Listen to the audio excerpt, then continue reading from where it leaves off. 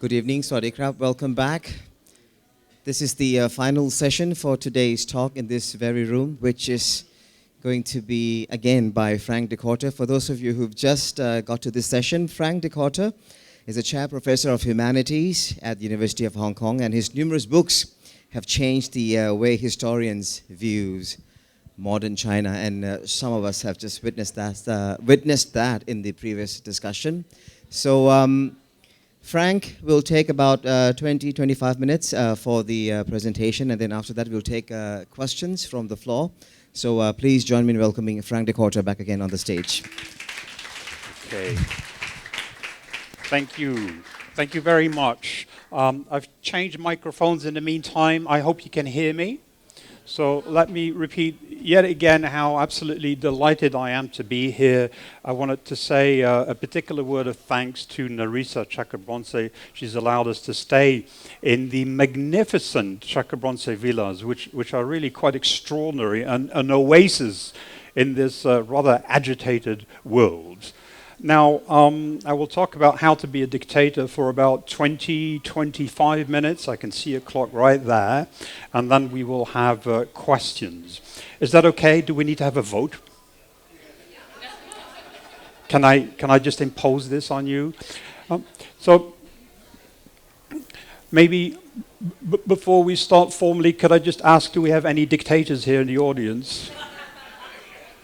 I see one. Very good. Very good. My wife is here, you know. She's a dictator. We live in Hong Kong, and I am not allowed to slurp my noodles at home. She says I'm too noisy. And then, of course, I work as a professor of history at the University of Hong Kong. My head of department wants to know every year what I would like to teach. What a dictator. And then the dean of my faculty every year determines whether I should have a salary increase or not. Frankly, I think that's just fascism right there.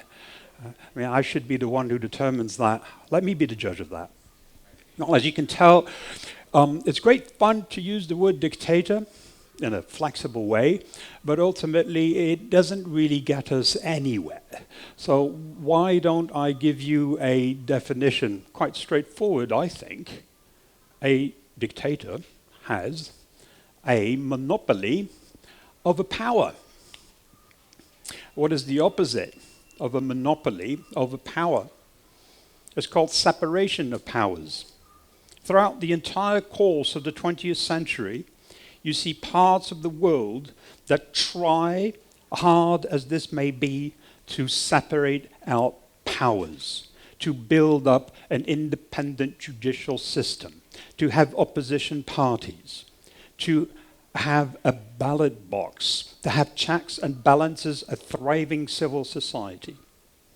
And on the other hand of that divide, on the other side of that divide, there are parts of the world where it is proclaimed that all of this is just wishy-washy democracy.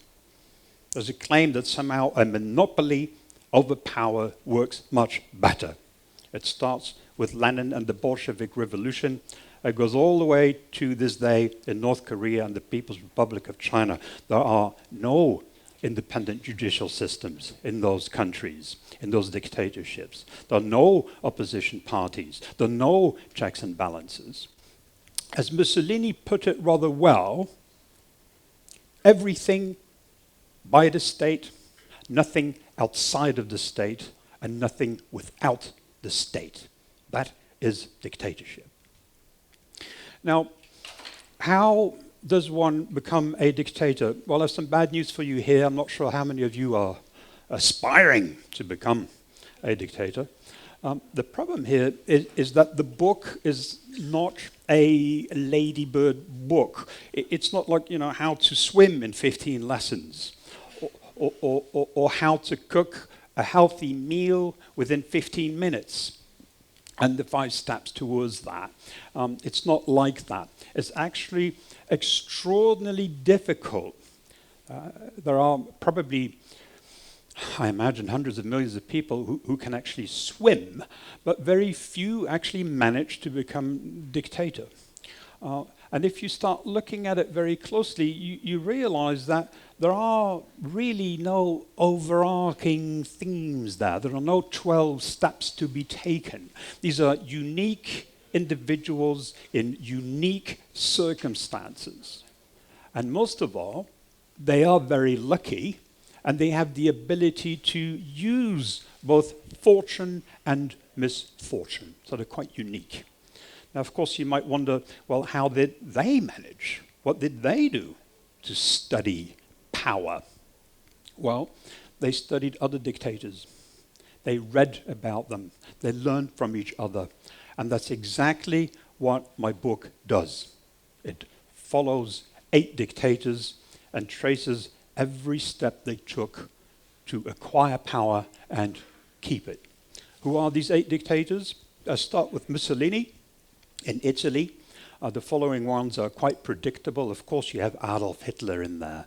Of course, there is Stalin. Of course, there's Chairman Mao Zedong in China. And Kim Il-sung in North Korea, with 3 minor ones. Extremely interesting. I think they throw light on the bigger ones, so to speak. One is Duvalier, François Duvalier, or Papa Doc in Haiti, a very small, impoverished country.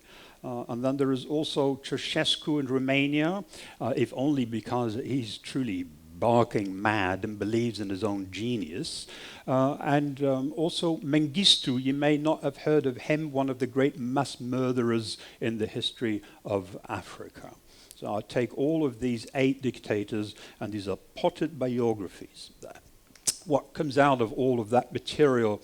Well, ultimately, I think dictators rely on 2 instruments of power. One is terror, sheer fear. The other one is, oddly enough, worship. And these 2 instruments seem to be at odds, fear and love. And by worship and love, I mean the glorification of a dictator. That's the subtitle of the book, The Cult of Personality. Now, we know a great deal about the terror. A great many historians have written about the camps, about the prisons, about the knock on the door in the middle of the night, the atrocious crimes against humanity. But I think we know a lot less about the cult of personality. Even though throughout the 20th century, literally hundreds of millions of ordinary people were obliged to glorify and cheer their own dictators, even as they were led down the road towards serfdom. Across the planet, throughout the 20th century, the face of a dictator appeared on buildings, on hoardings, his portrait in every school, factory, and office. Yet we don't know a lot about it. So today I will talk a little bit more about that cult of personality to indicate how extraordinarily important it is. And at the very heart of the cult of personality, there is actually a paradox. The paradox is that in an age of democracy, a dictator must actually create the illusion of popular consent. The 20th century is an age of democracy. The people are supposed to be sovereign and go to the ballot box and vote for their leader. But these dictators decided to take a shortcut. They seized power by rigging the system, by organizing a coup. And as they found out rather rapidly, when you seize power through violence, you must maintain it through more violence. But violence can be a very blunt instrument. Of course, any good dictator must have at its disposal military forces, the militia, a secret police, spies, informants, interrogators, torturers. But if he can compel people to acclaim him in public, if he can pretend that coercion is actually consent, he will last a great deal longer. So what I'm trying to say here is that the terror and the worship are really two ways of instilling fear into people. An attempt to literally police every street, but also an attempt to police every mind. The cult of personality makes everyone at some point a captive. Now, this is true for ordinary people, but it's also true for the immediate entourage of a dictator. Dictators fear their people, and in turn must instill fear into them, but they are even more fearful of the people immediately around them. These could be allies, these could be rivals. Number 2, 3, 4, 5, and 6, all the way down to 128. Why do they fear them? Well, because dictators decided to take a shortcut. Rather than be elected at the ballot box, they seize power. But when they seize power, others, of course, could do exactly the same thing and take it away from him. It raises the prospect of a stab in the back. There were allies who were just as ruthless and ambitious, waiting in the wings. How should a dictator deal with his immediate entourage? Well, again, the cult of personality comes in rather handy. The cult of personality elevates the dictator, proclaims him to be some sort of extraordinary genius leader, and by doing so, it very much obliges allies and rivals to collaborate through common subordination. All of them must work together towards the leader. But most of all, the cult of personality really turns everyone into a liar.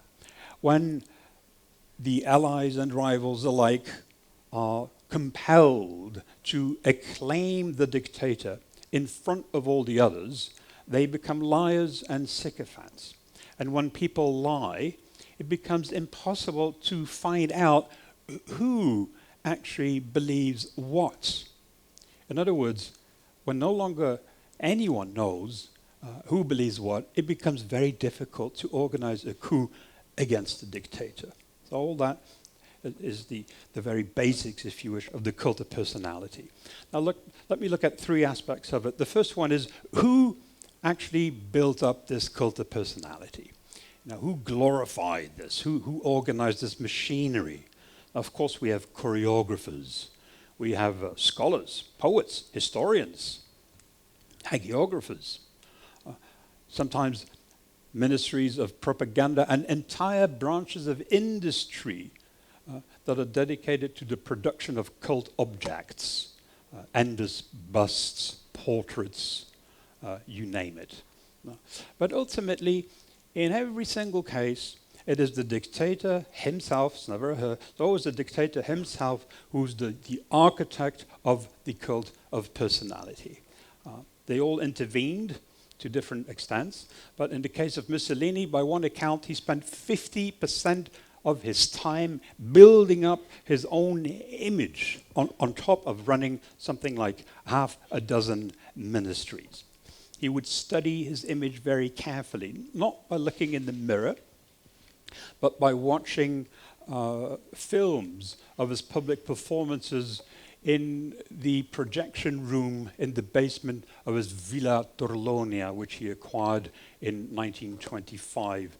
And he would try to improve every single gesture to project sheer vitality and power.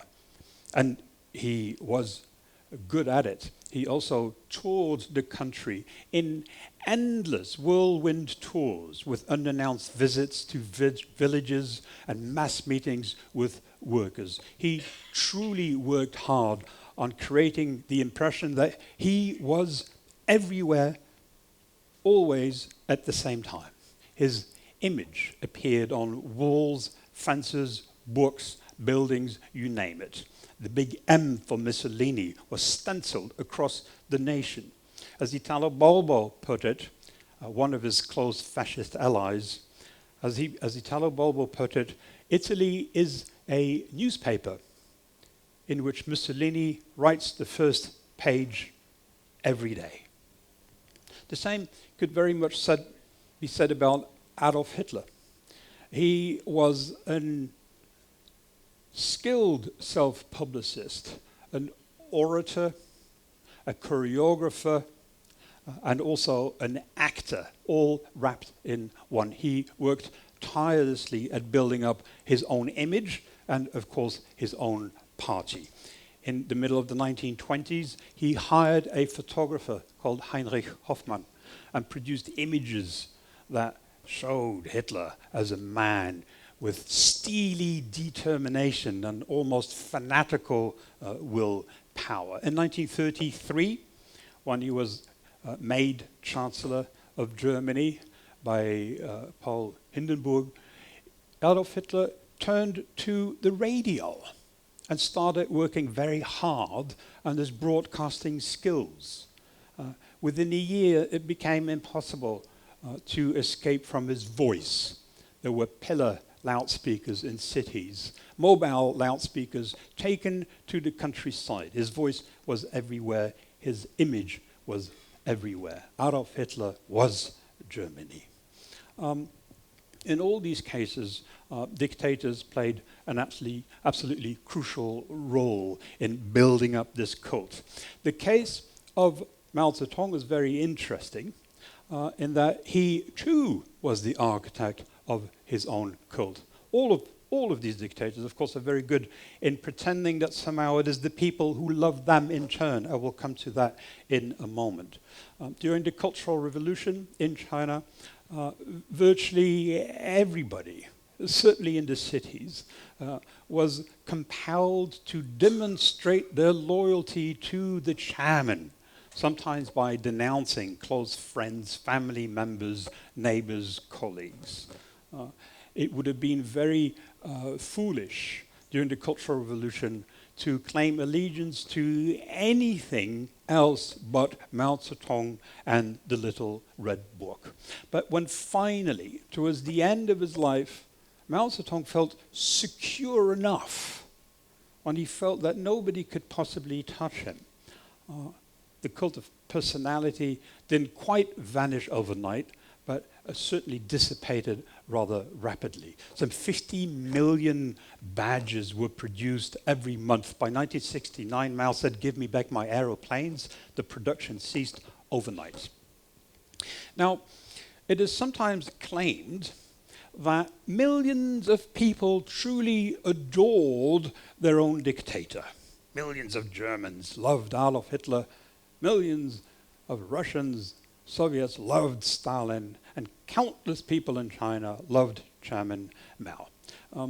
Well, devotions, expressions of devotion towards the dictator were indeed often so spontaneous that is precisely the impression that outsiders could have at the time, or, of course, with hindsight as historians.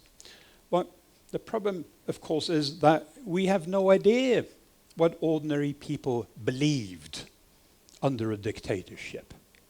As I said, a dictator has a monopoly over power.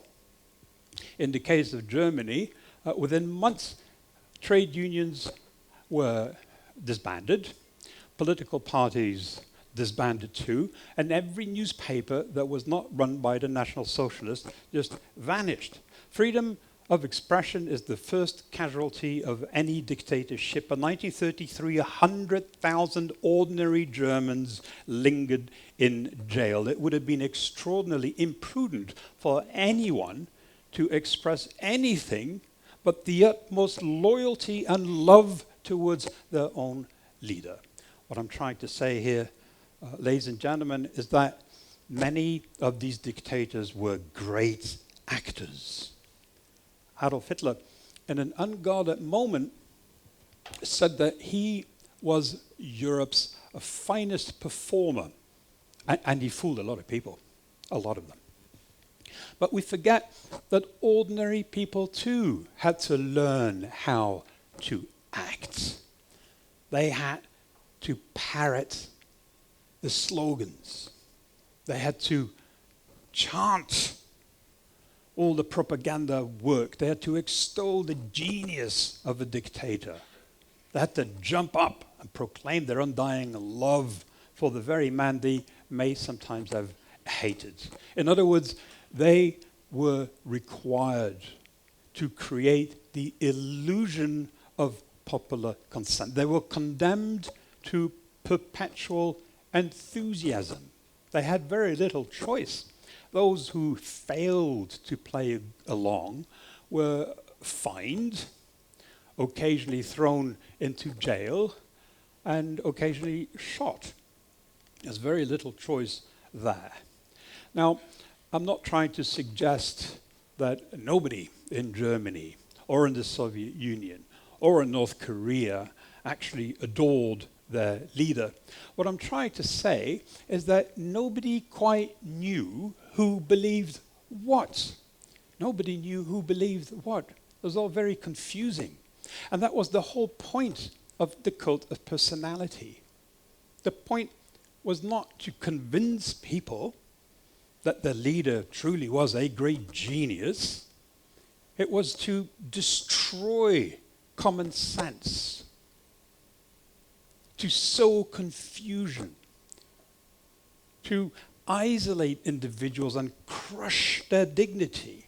Just imagine how you would feel if you were obliged to stand up in front of your friends and family and declare your undying love for the very man who you hate because he's destroyed your life.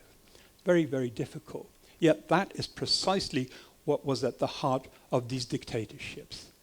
That people had to acclaim their leader.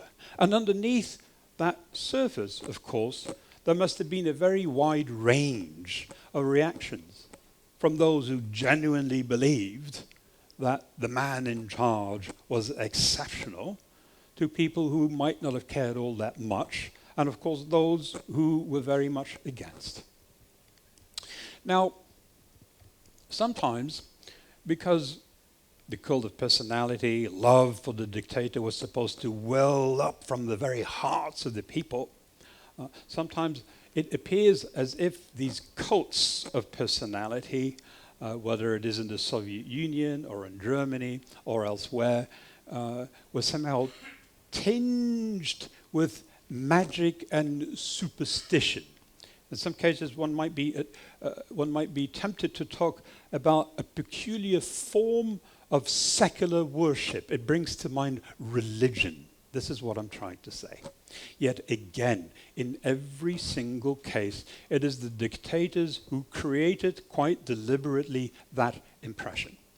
In the case of Mussolini, he very consciously promoted feelings of worship and devotion that were derived from Christian piety. This is, after all, Italy was, to this day is, a very Christian country. So in Italy, in fascist Italy, there were holy sites. There were holy images. There were pilgrimages to the place of birth of the great man himself. And of course, always the hope of a healing touch from the dictator himself. In the case of Germany, Adolf Hitler presented himself as a man somehow selected by destiny, living in a mysterious bond with his own people. In the case of Haiti, Papa Doc, François Duvalier, also went out of his way to promote the idea that he was somehow in close touch with the voodoo spirits of Haiti. He encouraged rumors about his otherworldly powers. He would appear in public with dark glasses and sometimes would wear a top hat and a tailcoat, imitating Baron Samedi, who was supposed to be in voodoo folklore the spirit of the dead, guardian of cemeteries. He would speak in a very deep nasal voice, as if somehow chanting incantations against his very enemies. It worked rather well. In the case of Ethiopia, if I may jump forward towards the last chapter in my book, Mengistu was supposed to be a Leninist Marxist, yet immediately assumed the airs of an emperor when he occupied the Grand Palace. Haile Selassie was the emperor he had overthrown. He had him throttled to death and buried his body underneath his office, placing his desk right above the body, as if to somehow acquire the charisma of the previous emperor. The Grand Palace was run for years as if the emperor was still in residence, with chained cheetahs, with liveried footmen, with stone lions. And when he appeared in public, of course, the self-proclaimed Marxist would sit on a gilded imperial chair on a raised dais. Well, this brings me to communist regimes. There is an added reason why, on occasion, these cults of personality had religious resonances. And the reason for that is reasonably straightforward. In the case of Russia after the Bolshevik Revolution, but also in other countries, whether it is China or Korea, or, as in the case of Mengistu, Ethiopia, these were largely agrarian countries. And it became very apparent to these revolutionaries that the political philosophy of dialectical materialism didn't really have much appeal to largely illiterate populations. Quite frankly, I'm still struggling with Marxism. What does it all mean? I have no idea. Never mind ordinary people. So at the moment that the Orthodox Church came under attack in the Soviet Union, a new religion under the Red Star appeared, with altars devoted to Lenin, with red flowers, with corners in shops and factories devoted to the image of the man.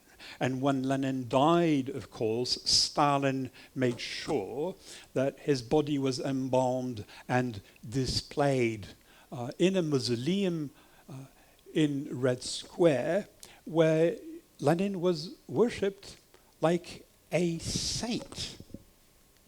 Well, how should I conclude? I'd say that dictators lied to their own people. They also lied to their immediate entourage, and in turn were lied to. They surrounded themselves with sycophants who told them exactly what it is that they wanted to hear. As a result, dictators became paranoid and didn't trust anyone who was a liar, who was not, who was an ally, who was a rival, who will stab me in the back. And as a result of that, increasingly, they took all major decisions on their own with devastating consequences for the lives of tens of millions of people. The pact signed between Stalin and Hitler in 1939 would be one example. The Great Leap Forward in 1958 under Mao Zedong, which caused tens of millions of people to vanish, is another example. In all cases, dictators began teetering somehow between paranoia and hubris, fear of people at home and abroad, but also the conviction that somehow they truly were quite exceptional. A few of them veered off into a world of their own, Adolf Hitler being one very good example. In all cases, they wanted more power to protect the power they already had. So to some extent, one could say that since so much depended on the very choices that they made, sometimes a simple miscalculation could lead a dictator to fall, as was the case, for instance, with Ceausescu, when he addressed an audience from his party headquarters in December 1989. His voice faltered. The speech was being broadcast live, and people began shouting at him. He began making promises, and at that very moment, ordinary people in Romania realized that this man was frail, that fear was gone. A revolution unfolded, and several days later, Ceausescu and his ignoble wife, Elena, were shot against a dirty toilet block. So ultimately, dictators were fearful of their own people. A threat came from ordinary people. A threat came from those around them. But they were also a threat to themselves. Thank you.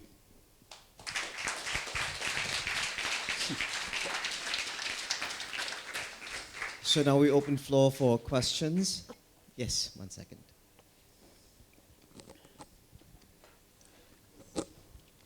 Please introduce yourself and then follow with the question.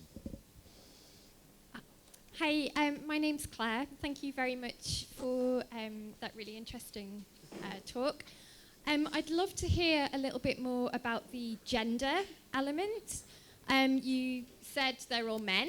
I'm really curious to understand from your perspective both why you think that is historically, but also if you think going forward there's any chance of female dictators happening in the future, or if you think that this is a male thing. Well, it's a good question. You could try to find a female dictator. You could invoke, for instance, Isabel Perón in Argentina, who after the death of her husband in the mid-1970s did reign with an iron fist, but hundreds of people were killed by squads. But ultimately, she failed to have a monopoly on power. She was undermined by the very people around her. She's a bad example. You could say Indira Gandhi, when she imposed, of course, the middle of the 1970s, a sort of dictatorship. But then again, she herself actually allowed elections to take place, and when she lost, she stepped down. Maybe the closest example would be Elena Ceausescu. I think there are a lot of accounts that demonstrate that she very clearly was the smartest one of the two, which of course you might say is generally the case. Certainly, I'm married, my wife is obviously the smarter one here. But nonetheless, she acquired great power within the party machine and was responsible for appointing people at every single level. I think had Nikita Ceausescu died an early death, she would have continued. But ultimately, we do not have any examples of female dictators. The reason, I think, is straightforward. The 20th century was, and to some extent the world still is, a man's world. Now, if we could somehow achieve a world which is more diverse and in which women are given equal opportunities, I don't really have any doubt that a woman would be capable of doing exactly as horrendous a job as a male dictator. But that's only speculation. I hope we will never find out.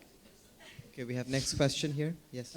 Hi, thanks very much for the talk. I just want to ask you, what if you were writing your book 20 or 30 or even 50 years from now?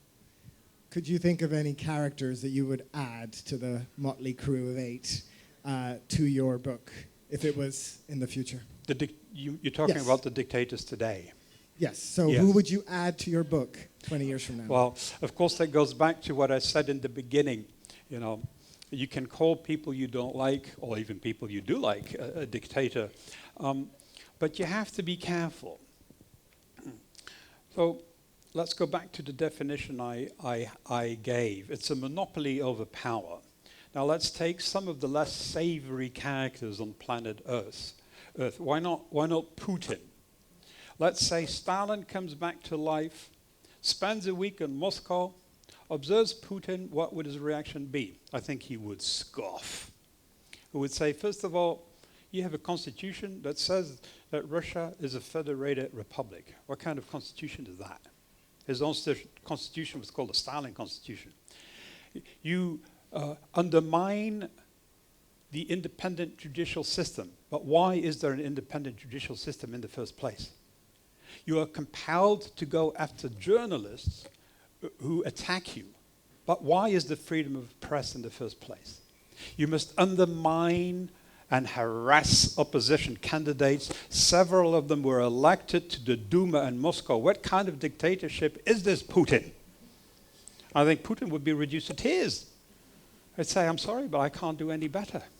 So to that extent, however frail that constitutional framework is, however frail that judicial system is in Russia and the opposition candidates, however much pressure they are under, it still is somehow a very, very weak democracy. So here's the term that I would use. I would not call him a dictator. I would call him a strongman, if you wish to call people words. But I would say that the issue in the case of Putin and other countries is not dictatorship. It is de-democratization. De-democratization. And we should all be worried about de-democratization. And not just in the case of Russia, but in Europe, United States, everywhere. The price for democracy is eternal vigilance. We should always be kept on our toes and watch what is happening. But if you're going to start jumping up and down and call, let's say, the orange man in Washington a dictator, which happens apparently quite a lot. Jerry Nadler did that the other day. He should really read more history. What is the problem when you call someone like that a dictator? There are three. First of all, you don't sound too intelligent. But secondly, you really trivialize what happened to hundreds of millions of people throughout the 20th century whose lives were crushed by these dictatorial regimes. But most importantly, thirdly, when you call somebody a dictator who does not have a monopoly over power, you actually become like the enemy. You become like the enemy.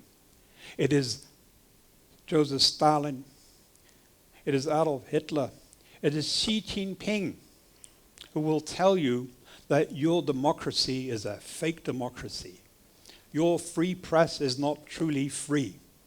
Your independent judicial system is not independent. It's run by Jews, by foreigners, by counter-revolutionaries, by capitalists, by God knows who.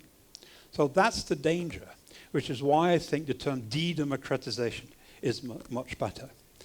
Now, who has a monopoly over power? Well, I would say 4 countries in this region clearly cherish their monopoly over power and have no intention of sharing it with anyone else. North Korea, of course, the People's Republic of China, Laos, and there's a 4th communist country in there. I can't remember quite whether Cambodia is or not. And there's, of course, Cuba. So there are places on planet Earth where a monopoly of power is not just a reality, but never forget a dictator cherishes a monopoly of power. He's not trying to hide it. He will openly proclaim this is what works best. So it would be a slim book 50 years from now. Yes, please. Okay. This is going to give away my age, but I was a student at Columbia University during the period of Mao, and my question to you is, why did I buy a little red book? I mean, it was something. All the students at Columbia were buying little red books, and you've kind of raised this thing about the popularity of, or the forcing of people in China to respect and adore and idolize their ruler, but it's fascinating to me when I think back about it, how it spread around the world. And we were all buying, not just in China. It's a really interesting question. It's an extremely difficult one. Let me reassure you, you're not the only one, not just in Colombia, but in Britain too, in France. Universities were populated by people who read the Little Red Book. I have a very close colleague from Scotland who wrote to the British Embassy in London to ask for a Little Red Book and a badge. Of course, the key was to get the badge, right? The Mal badge. That looks great. Well, why is it that so many people adored mass murderers? Well, I think, first of all, they didn't quite realize Mao was a mass murderer, or Pol Pot was a mass murderer. That came to light much later on. It's only when these regimes collapse that we realize what has happened. But there's another reason there, and I think that's a very basic confusion when we talk about the 20th century. There are those who talk about democracy, as I tried to do earlier on, with the separation of powers, with the checks and balances, with the rule of law. And I think then there are those who are against the separation of powers. There's democracy and lack of democracy. But all too often, students in particular don't talk about democracy, they talk about something else. A word that Marx coined to describe what he thought were the true enemies of the public good. He called it capitalism. So you shouldn't fight for democracy, you should fight against capitalism. And once you start believing that, then you see people, in particular when you're in Europe and the United States, you see people elsewhere who appear to be fighting against capitalism. And it's particularly convenient when these people are somewhere in East Asia. It looks quite nice, looks good. Kim Il-sung is fighting the fight against capitalism. Mao Zedong fighting the fight against capitalism. I think that's one of the reasons why the Little Red Book and the badges were so popular. Okay, we have one at the back, and then I'll come to you, sir. Okay. Michael Mackey, I'm not going to give my age away, I'm embarrassed by it too. But two quick questions, if I may. Why did you not include Saddam Hussein, who was a dictator because he ruled seemingly by force and who there was a very strong cult of personality on?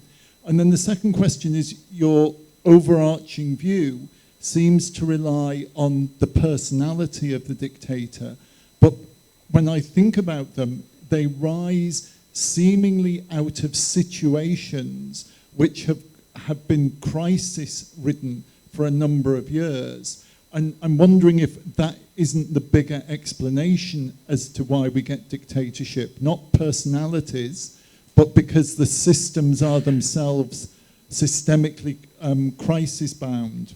No, there are no systems, there are only people. I'm very sorry. There are no systems. They're just people who do things. Sometimes individuals prevail, sometimes they don't. I'm not talking about the personality of a dictator. I was talking about the cult of personality.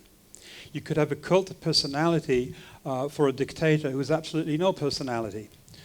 If you read the book on Stalin by my very dear friend Robert Service, you will see that there is a chapter in there called The Cult of Impersonality. Now, why does he call it the cult of impersonality? Because he points out that whenever Stalin appears in public, he displays no personality. There's no human feature there. He stands almost like a statue twice a year on Red Square.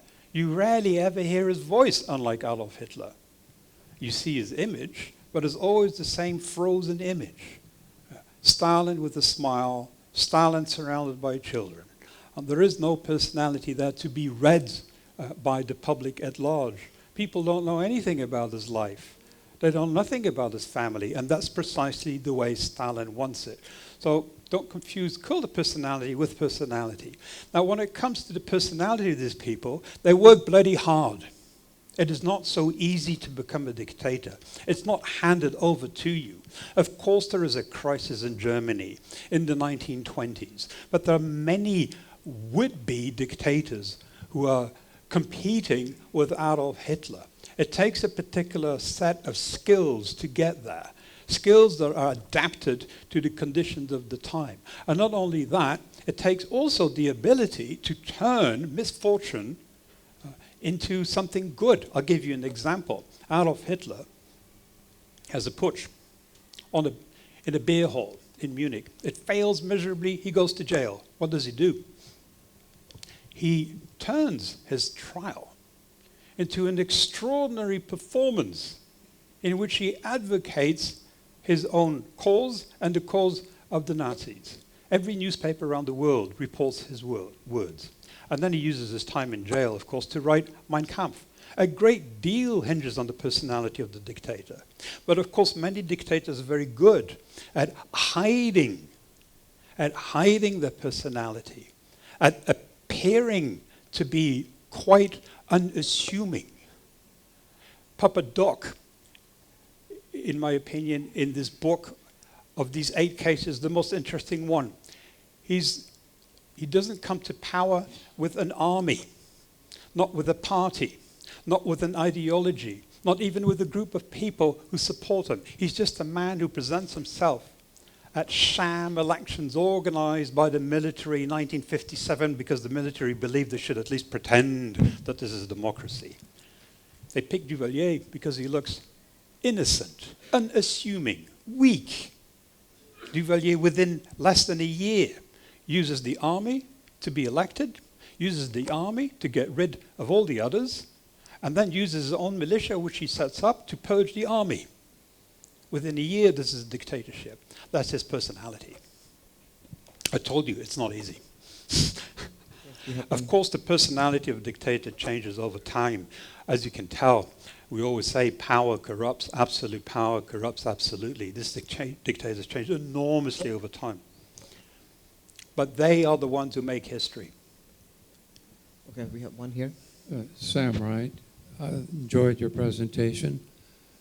I lived 2 years under Franco in Spain and later 2 years under Marcos in the Philippines. And the idea of absolute power ignored the fact that there were power structures that supported them, which they rested on. And Hitler, they're speaking from the grave. Hitler too had the industrialists who were, so to talk of absolute power seems to maybe miss some of the structural elements. I don't think I said absolute power, I said a monopoly over power. So the question is, are there elections being held under Marcos or under Adolf Hitler? Is there a free press, yes or no? Are there opposition parties that can run? Well, I'm not sure about Marcos, but I'm sure that in the case of Franco, the answer is no. There are no opposition parties there. And it's the same, of course, for Portugal, as it was for Italy. To say that there are structures of power, of course, a man can't run the whole bloody show on his own. He's got massive ministries out there. He's got people run all these structures of power, run the army, run the police, run this and run that. But ultimately, a good dictator will make sure that nobody is ever entirely in control of any structure of power, as you say, that might turn against him. So your generals get either rotated, or occasionally they get shot. Duvalier manages to do rather well, because like all dictators, he makes sure that he kills his friends before he kills his foes. And occasionally he makes mistakes. Good thing too, keep people on their toes. A good example would be Lin Biao, head of the army during the Cultural Revolution. Mao becomes wary of how much clout this man has accumulated. Lin Biao disappears in a mysterious plane accident. So nobody is saying that they run the entire show on their own, with the possible exception of Mussolini, who indeed insisted on doing everything on his own. I said that he ran about 6 ministries, and he ran them very badly too. But nonetheless, in every case, these dictators have vast numbers of people who will operate under them. It's about the monopoly over power. Is there other checks and balances on power? Is somebody able to stand up and speak out? Can you stand up in Spain and speak out against Franco and say, Franco, I think you should step down, you're a lousy dictator? I think probably not. Maybe under, in the Philippines, under Marcos. but I doubt it.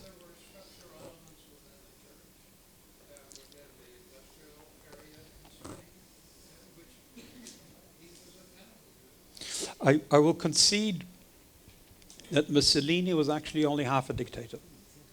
And he failed. I say this in the book. He failed to listen to Adolf Hitler. Hitler went to visit him.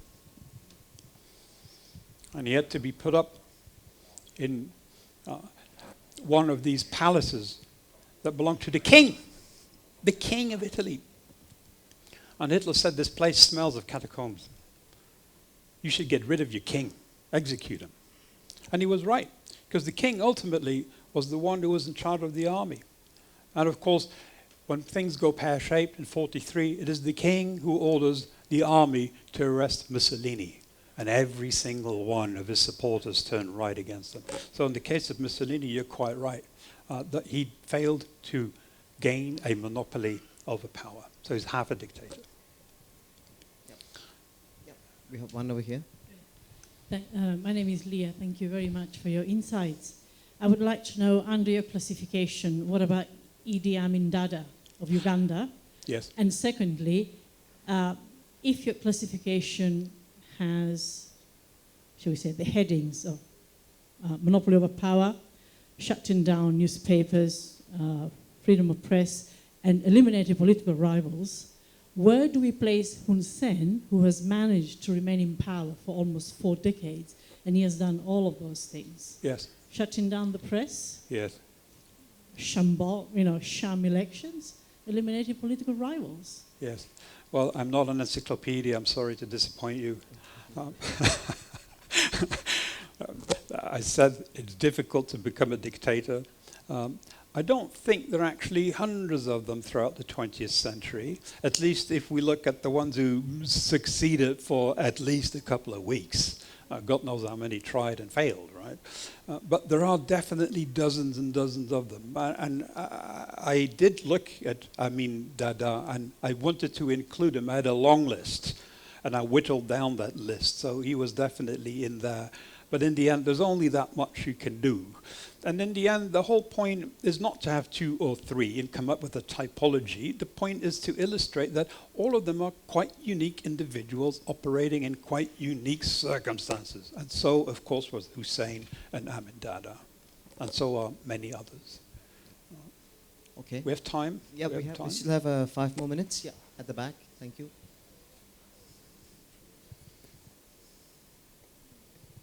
Thank you. Thank you very much for the presentation. Really interesting. My name's Jane. I work for a large charity. We work with children. And we've often seen the link between abuse, violence, neglect in childhood, and that being perpetuated into adulthood. I just wonder if there is anything in the background of, say, these 8 dictators that is similar, and is there a link between what they experienced as children and how they then actually became dictators perpetrating violence, abuse, etc. I understand. It's a good question. Was Adolf Hitler spanked by his papa? Were other dictators spanked by their papas? And was it a traumatic experience? Or alternatively, you could put it very differently, not so much the upbringing, but is there a deep sort of lesion on the frontal lobe that makes these people become dictators? Well, I'm a historian, but of course there are many varieties of historians. I like to think of myself as an evidence-based historian. I like to read evidence. Now, the great issue here is that we don't really know all that much about the first 10, 15, 20 years of these dictators. Not just because they were obscure, not all of them were actually, but simply because so little reliable evidence is passed on. In the case of, say, Mao Zedong, we rely on some of his writings when he was in high school, and a couple of reminiscences of people 50 years later, I imagine, those who were not purged during the Cultural Revolution. So it's extraordinarily difficult to find out more about their psychology as they were children. In fact, it's impossible. But in any event, a great many people must have gone through traumatic experiences, as you know, no doubt much better than I do. So not all of them became dictators. That there may very well be something in their background, but equally for every rule that you have, and this is why again I resist this typology in my own book, for every rule that you will find a counterexample. I very much doubt that Duvalier, for instance, was maltreated as a child. It's very difficult. There's no indication of that whatsoever. So it's possible, but it probably wouldn't be the cause there. It's very difficult to come up with some sort of magic bullet that somehow explains why all of these people managed to do rather well as dictators and be such awful human beings. Okay. One question? If, as you say, they all learn from studying each other, Yes. have you not just written a Bible for aspiring mini-me's? Yes. Well, again, they do have things in common, and of course they are at heart students of power. We tend to occasionally mock Adolf Hitler as some half-illiterate barbarian, not to mention, of course, Stalin, that brute from Georgia, but they were widely read. Chairman Mao spent a lot of time reading, and what they read is the lives of people who they find inspiring. How do you seize power? What do you do with power? How do you keep it? And they observe each other. So what I've done actually is not so much a manual for aspiring dictators as a book that will help us spot them in the first place. Or I hope. I have one last question. Yep. Is dictatorship inherited? Look at the North Korea case. Third generation already. Yes. Yeah. So a good dictator is somebody who dies in his own bed. Stalin qualifies, although he died, of course, in a pool of his own urine. He had caused such fear that when he collapsed, nobody dared to knock on the door and open it when he did not respond. But both Stalin, Mao, others died in their own bed. And an even better step forward would be to make sure that you can pass on power to a family member. It's all ultimately about loyalty. It's never about ideologies. Loyalty to one person. How can you find somebody who will be loyal to you? Duvalier managed. He was Papa Doc, and of course he managed to install his own son, Claude Duvalier, as Baby Doc. But the most strikingly successful example must indeed be Korea, where we are now in generation 3, so to speak, Kim Il-sung, Kim Jong-il, and Kim Jong-un. So just imagine, in particular the last one, he would have really learned from the best. Okay, I think, yeah, that would be a last question. Thank you, Peter. Peter. Just a quick question. My name's Peter. I know. Up on the third one. Yeah. How do you map dictators of the 20th century to previous regimes from the past? Would we think of... It's not unfair. It's a good question. The answer was somehow in my introduction. Ultimately, you cannot be a dictator if there is no democracy. I know this sounds odd to you or to others, but if you're a king or a queen or an emperor, your sovereignty is derived from religion, a heavenly mandate, heaven, whatever you wish to call it. There's no such idea that sovereignty is vested in the people. That's a radically new modern philosophy that comes to us from the French Revolution in 1789, when they get rid of the king. And of course, over a century later, the Bolsheviks do the same thing. They get rid of that royal family. So from that French Revolution onwards, very, very gradually and slowly, this notion that the people are sovereign starts unfolding. And then in the 20th century, what you have is resistance. Those who say it doesn't work. And this is precisely why the cult of personality is so important, because they haven't been elected at the ballot box, yet they must demonstrate that they somehow represent the wishes of the vast majority of the people. So they like to have plebiscites. You force people to vote for them. Adolf Hitler, 99.7%. Or you have the people acclaim you in parades, etc., etc. But that's ultimately the paradox of the modern dictator, that they must create the illusion of popular consent. And in fact, they all say that they are the true Democrats. If you read the Constitution of the People's Republic of China, 1984, it tells you that China is a democratic dictatorship, which seems extraordinarily puzzling. What is a democratic dictatorship? But that's exactly what dictatorship is. That's the true democracy, unlike your sham fake democracy. That's the way they see it.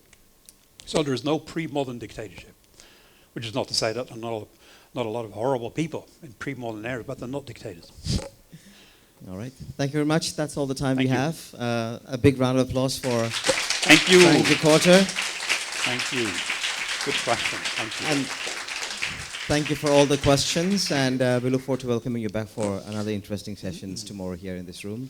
You've been a wonderful audience. Sawasdee krap. Thank you.